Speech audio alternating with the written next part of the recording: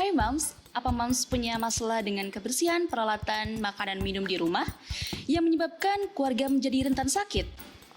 Perkenalkan, saya Nilam, stay tune di Sehati Channel.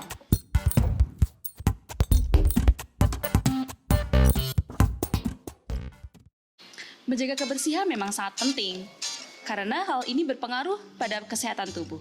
Salah satunya adalah kebersihan dari alat makan, sebab benda-benda ini digunakan untuk perantara makanan yang akan masuk ke dalam tubuh, seperti contohnya sendok, piring, gelas, bahkan panci masak.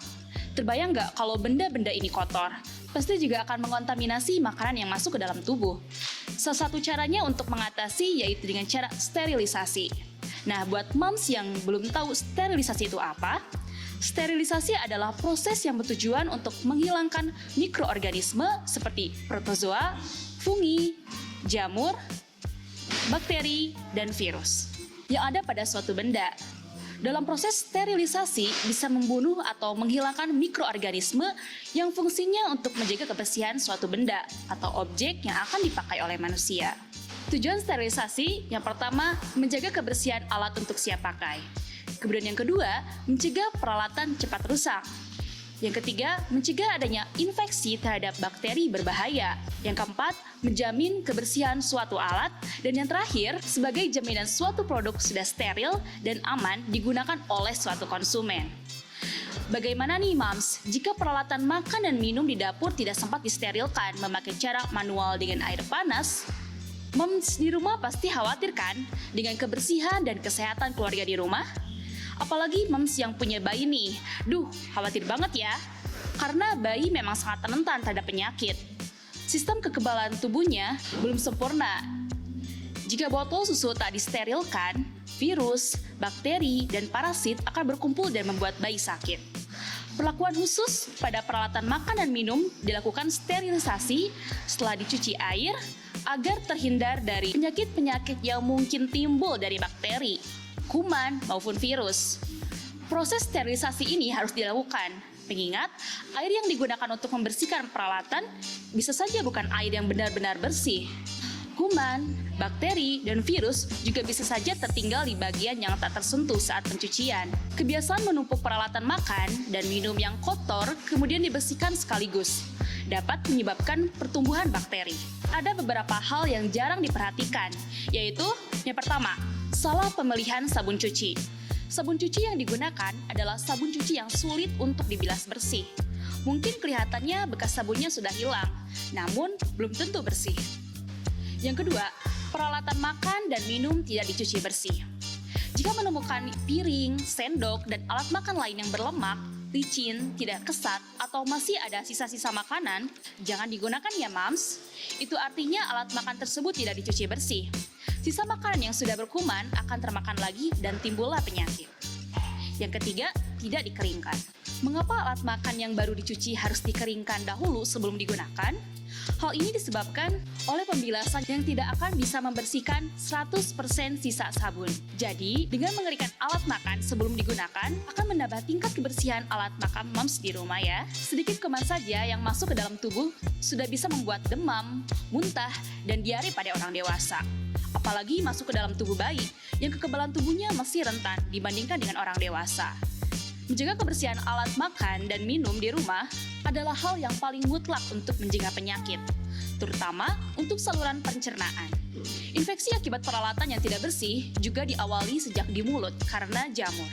Gejalanya adalah muncul bercak putih di lidah. Bakteri yang ada di mulut lantas masuk ke usus menjadi diare karena bakteri atau virus.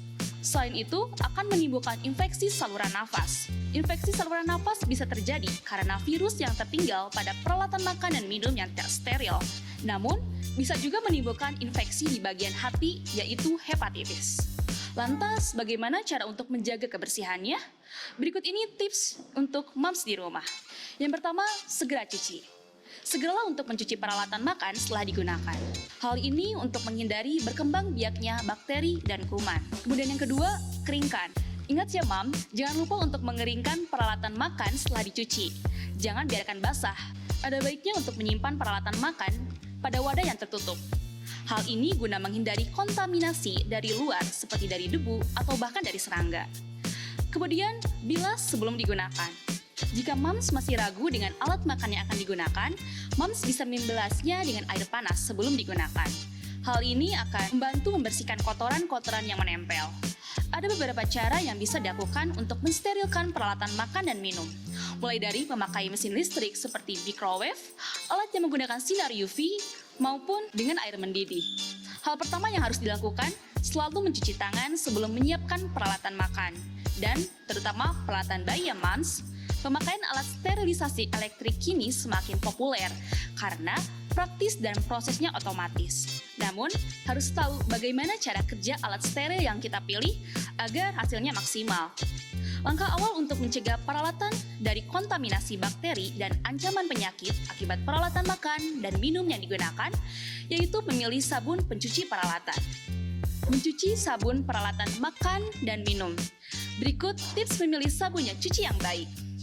Yang pertama, pilihlah sabun yang terbuat dari bahan aktif alami atau dalam kemasannya tertulis Natural Based Ingredients. Yang kedua, pastikan sabun free SLS atau bebas kandungan deterjen. Yang ketiga, memilih sabun antibakterial alami seperti coconut oil.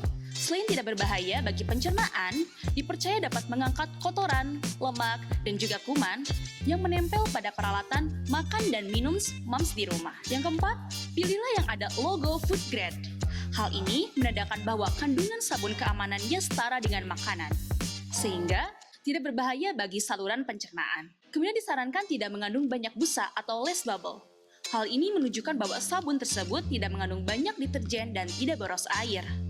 Ini dia tips untuk terhindar dari peralatan makanan dan minuman yang tidak steril. Yang pertama, selalu mencuci tangan sebelum menyiapkan peralatan. Yang kedua, cuci dan bilas dengan air mengalir. Mengapa? Karena mencuci peralatan makan dan minum dalam tampungan air dalam wadah memungkinkan kuman dan bakteri ikut terbawa lagi. Tidak seperti air yang mengalir dan ikut terbuang.